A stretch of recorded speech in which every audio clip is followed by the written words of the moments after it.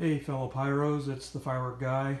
As you can see over here, get out of the way a little bit, that's a 6-shot mortar rack. Just got done building that. I got some wood cut here for my next 6-shot mortar rack. I kind of want to show you guys how to build these. Once again, we'll start with the easy part here, the stuff that you can just buy, and that's the DR11 HDPE tube. They come from Mortar Supply plugged already. They're 12 inches long. They'll run you about $2 a tube or so. So once again, that's what these racks are built for, is the DR11 HDPE tubes. So I'll show you a simple way to build these things. This is a 2x3 board. It's 14 3/8 long. For those that don't really know lumber, 2x3 isn't really a 2x3. It's actually 1.5 inches by 2.5 inches. So going this way is actually 2.5 inches. And so that's what your tubes, all 6 of them, will sit down on all the way across this 14 3/8 inch board.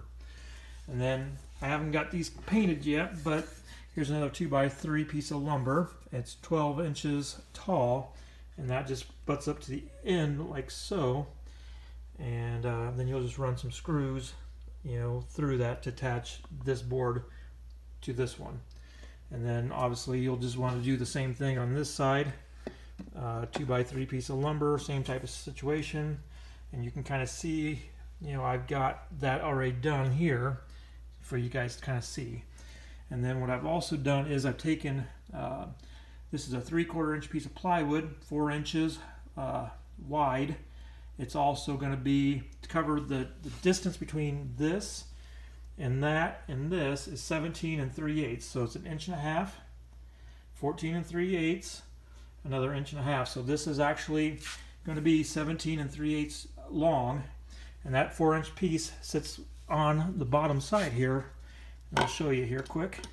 Kind of sits something like that, and that'll flush up. You'll screw in there, and I'll kind of show you that here.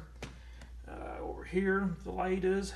You can kind of see a couple screws, and then I have a 3-inch piece. Same thing, just the 3-inch piece sits on top here like that, and you'll just screw that in also. And then obviously on the other side, you have 2 more pieces: the 4-inch piece on the bottom, the 3-inch piece on the top. And then what I've also went ahead and done is I've taken a 3/4 inch piece of plywood. It's 12 inches long and 4 inches wide.